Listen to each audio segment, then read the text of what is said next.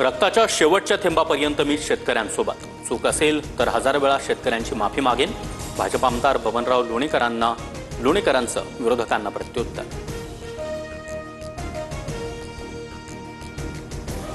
लोणीकरांनी शेतकऱ्यांची माफी मागितली नाही हे महाराष्ट्राचं दुर्दैव.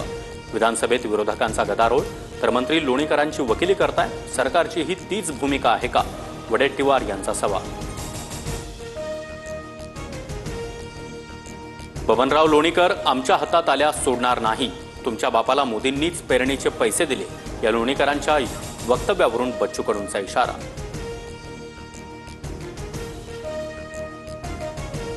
पंढरीच्या वारीत अर्बन नक्षलवाद्यांचा शिरकाव. शिंदेंच्या आमदार मनीषा कायंदेंचा खळबळजनक दावा.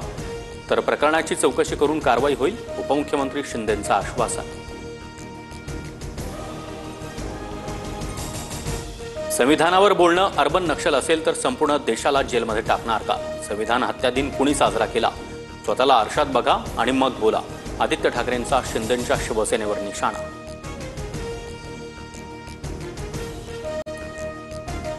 सुप्रीम कोर्टात स्थानिक निवडणुकांचा हवाला देत ठाकरेंकडून धनुष्यबाण चिन्हावर सुनावणीची मागणी. मात्र तातडीनं सुनावणीला शिंदेंच्या शिवसेनेचा विरोध.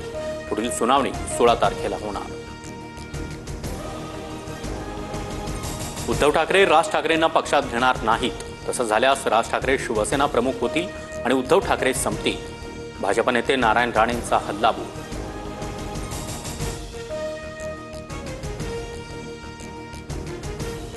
इतकं प्रेम उतू जातंय तर मातोश्रीचा एक भाग राज ठाकरेंना देणार का? नारायण राणे यांचा उद्धव ठाकरेंना खोचक सवाल. तर दोन्ही भाऊ एकत्र आल्यास काही होणार नाही अशी ही टीका.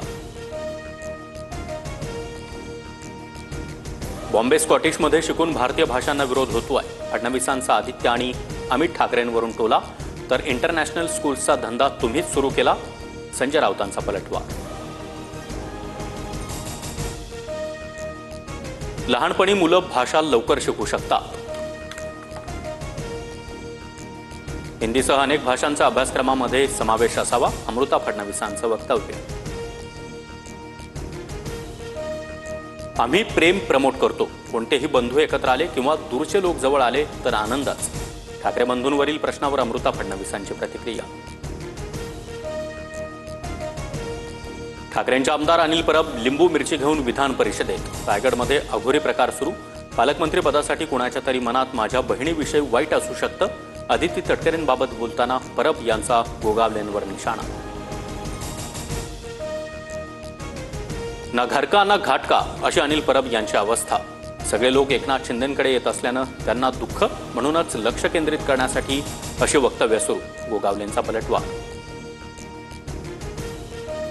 माऊलींच्या पालखीचं दुसरं गोल रिंगण उत्साहात संपन्न. हजारो वारकऱ्यांच्या उपस्थितीमध्ये खुडूस नगरी दुमदुमली. माळशिरसमध्ये मुक्काम केल्यानंतर पालखी सोलापूरकडे मार्गस्थ.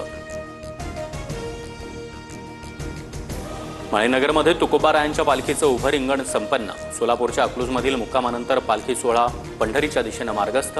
आज बोरगावमध्ये मुक्काम. काश्मीरच्या मुद्द्यावरून पाकिस्तानची पुन्हा आगळीक. संयुक्त राष्ट्र सुरक्षा परिषदेचं अध्यक्षपद मिळताच काश्मीरचा मुद्दा उपस्थित. भारताच्या भूमिकेकडे लक्ष. बांगलादेशच्या माजी पंतप्रधान शेख हसीना यांना 6 महिन्यांचा तुरुंगवास. एका अवमान प्रकरणामध्ये आंतरराष्ट्रीय गुन्हे न्यायाधिकरणानं शिक्षा सुनावली.